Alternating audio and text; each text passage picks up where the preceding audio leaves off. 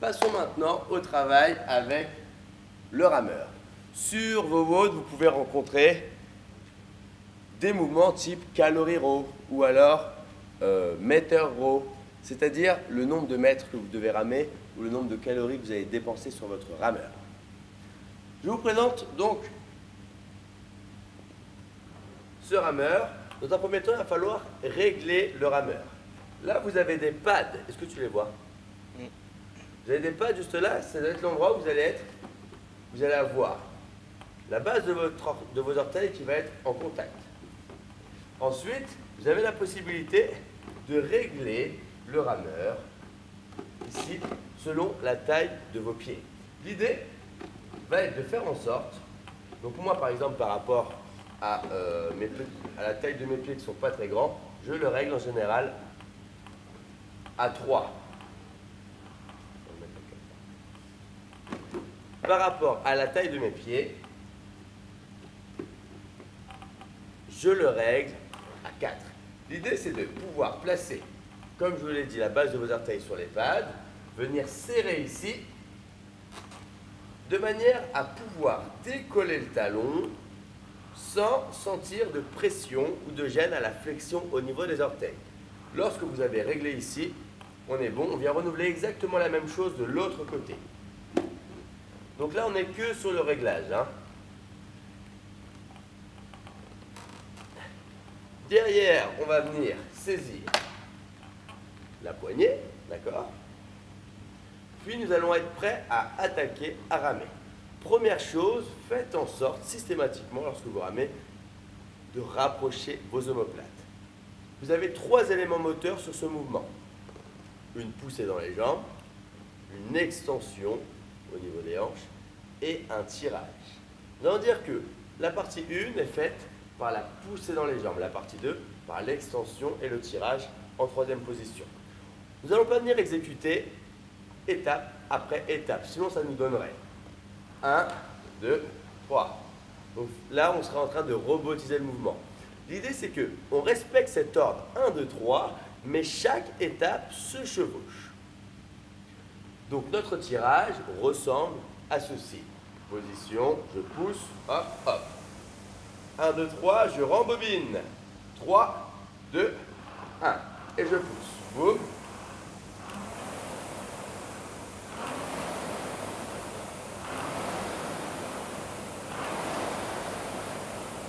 Voilà pour notre mouvement de tirage.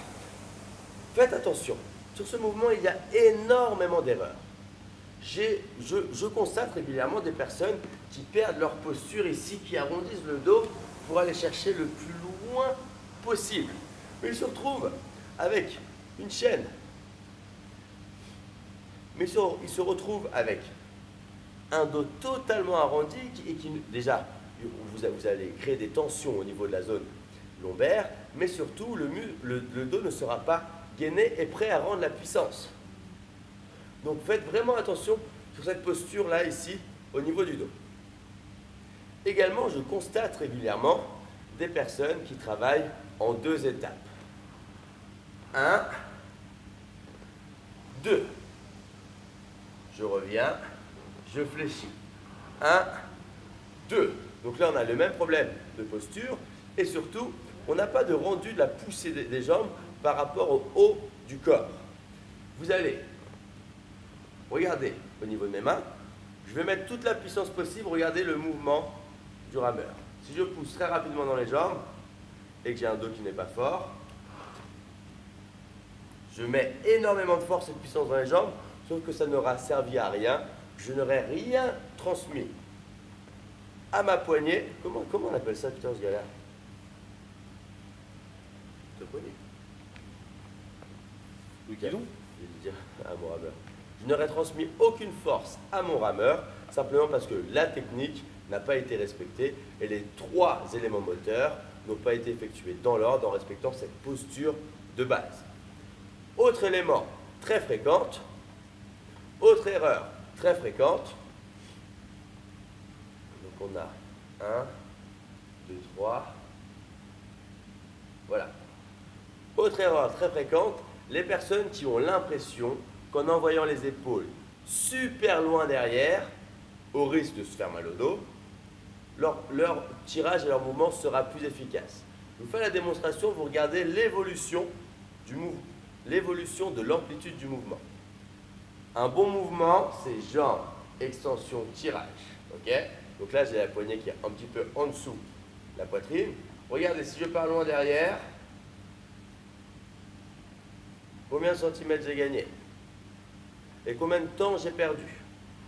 Donc sur l'exécution du mouvement, pour 2 cm en allant loin derrière, mettre en danger votre dos et mettre 2 fois plus de temps à exécuter votre mouvement, choisissez la sécurité et envoyez les épaules juste en arrière de vos hanches sans vous allonger complètement sur le dos.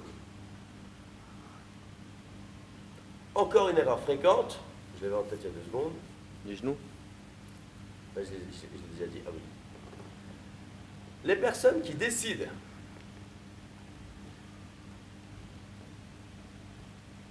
autre erreur fréquente, les personnes qui décident d'amorcer le retour alors qu'ils n'ont pas encore totalement fini le début du mouvement.